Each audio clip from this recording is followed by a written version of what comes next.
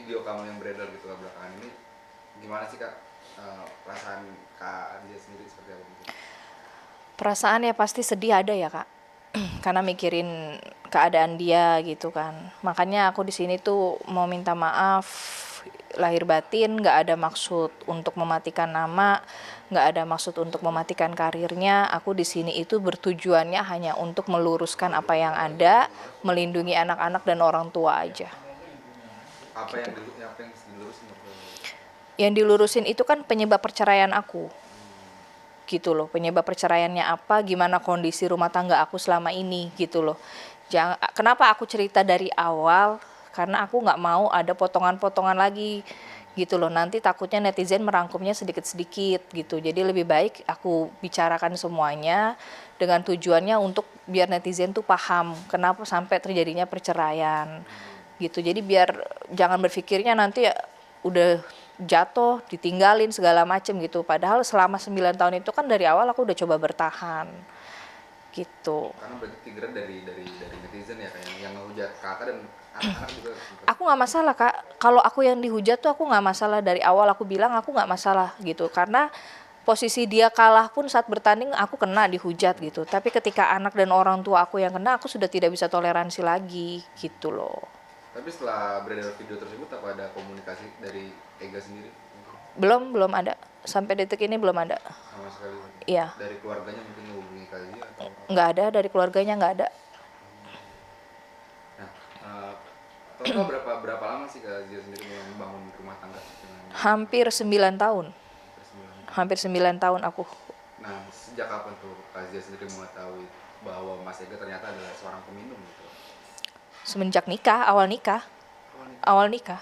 Awal nikah aku tahu dia peminum gitu kan, yang selingkuh, yang KDRT dan lain-lainnya kan kejadian semuanya gitu. Awal nikah tuh kejadian semuanya.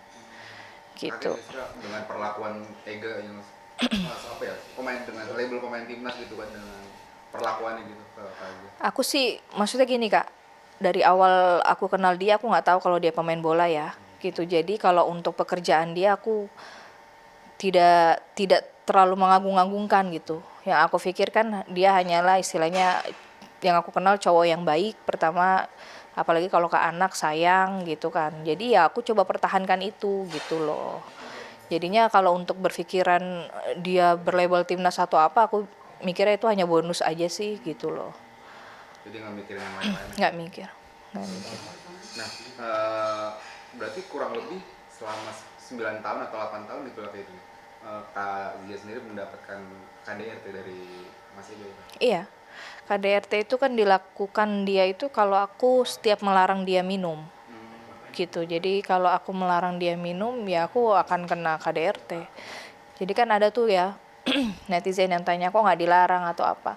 Dilarang sudah berkali-kali gitu. Cuman daripada aku yang babak belur ya lebih baik aku biarkan gitu. Oh, berarti dari situ akhirnya kenapa baru Februari tahun 2023 gitu Kak? Akhirnya menyerah, baru menyerah gitu. Aku nggak nyerah Kak. Kalau misalkan dia tidak ketahuan papa, aku masih sama dia sampai detik ini. Ketahuan. Karena nggak ada kata bercerai kan waktu itu kan istilahnya papa mergokin sendiri dia minum-minum alkohol sampai jam 7 pagi itu. Kalau misalkan itu nggak ada kejadian, kita masih BBK aja karena nggak ada pikiran cerai, nggak ada pikiran cerai sama sekali Jadi gitu. itu setelah itu kejadian kapan Kak? Sebelum Pas aku hamil 6 bulan di kandungan, bulan apa ya, aku lahiran itu kan September 2022. Pokoknya 6 bulan itulah, 6 bulan aku kandungan tuh bulan apa aku nggak tahu oh, berarti gitu. selama hampir kurang lebih setahun sampai akhirnya dia diusir gitu kayak. Gitu. Itu dan di Februari 2023 akhirnya Kak Zia sendiri mengajukan gugatan perceraian. Benar, aku yang gugat cerai Karena memang gitu. sudah nggak ada komunikasi atau karena memang ya udah biar jelas aja nih hubungannya gitu. Enggak Kak, jadi kan karena hidup aku kan pegangannya 3 ya, 3 pilar aku kan, diri aku, anak aku, sama papa aku. Jadi aku beranggapan gini, 3 pilar ini udah kena semua. Diri aku udah kena, anak aku udah kena, terakhir papa aku kena. Terus aku udah gak punya pegangan apa-apa, jadi ya sudah aku lepaskan saja gitu loh. Jadi ya kayak kayak mikir, oh apa yang mau diharapin lagi gitu loh, semuanya udah tersakitin gitu, jadi ya sudahlah, udah aku ikhlasin aja gitu. Nah, waktu KDRT tersebut kenapa nggak sempet atau nggak kepikiran buat melaporkan ke Ya itu karena aku nggak ada pikiran cerai.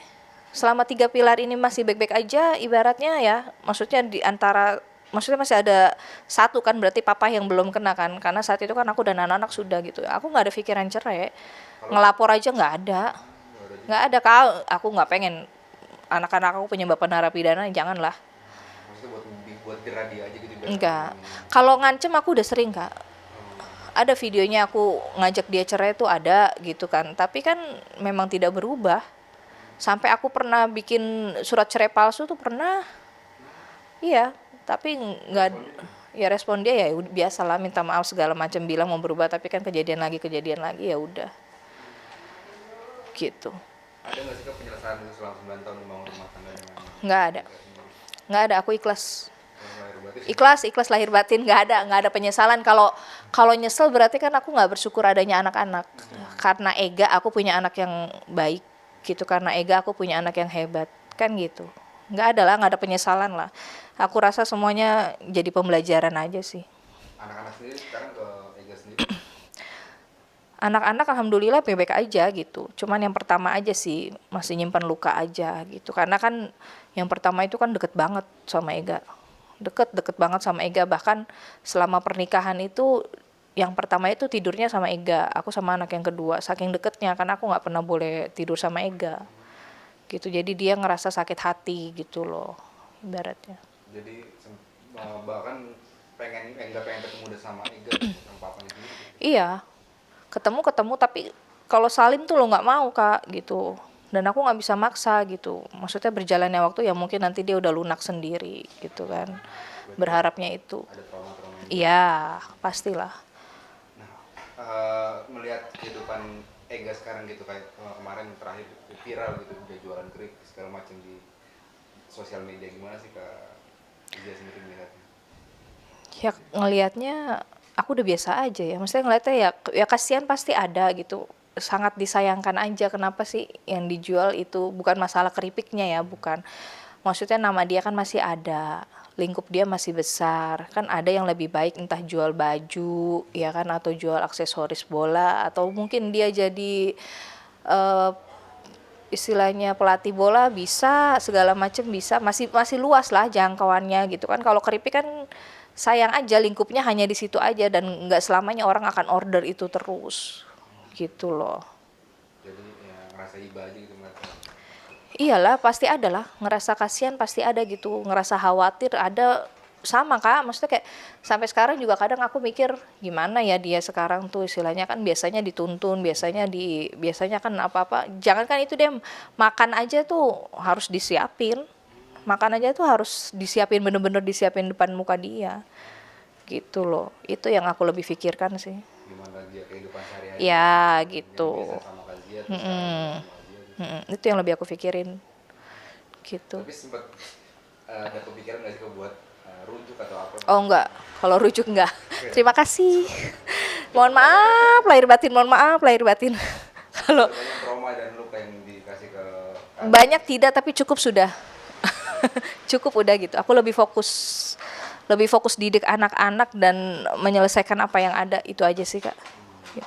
pengennya ke depan mungkin Kazia seperti apa sama anak-anak, dan ada pesan mungkin ke Mas Ega sendiri. Kalau kedepannya aku sama anak-anak pengennya bahagia ya. Maksudnya udah cukup tuh yang lalu gitu. Istilahnya nggak tenang hidupnya apalah segala macem gitu kan. Baru Ya lembaran baru pastilah gitu. Yang pasti aku pengen nyembuhin luka anak-anak dulu gitu. Aku nggak pengen anak-anak jadi trauma sama yang namanya lelaki. Otomatis itu ya pertama kali gitu. Makanya aku nunjukin kalau semua lelaki itu ya nggak begitu gitu kan. Even aku deket papa aku tunjukin ke dia gitu. Ada loh laki yang baik, ada gitu kan. Terus aku istilahnya pengen fokusin selesaiin yang ada gitu. Kalau harapan untuk Ega ya semoga aja berubah jadi lebih baik gitu kan. Yang pasti aku sama anak-anak selalu doain dia sembuh, itu paling utama. sembuh dulu. Sembuh dulu lah, sembuh tuh udah paling utama. Kita selalu nggak lepas doa buat dia gitu, biar kuat, biar sehat gitu. Juga bisa berubah perilaku. Iyalah, menjadi pribadi yang lebih baik tadi aku bilangnya kan, berharapnya itu. Oke, cukup Audio.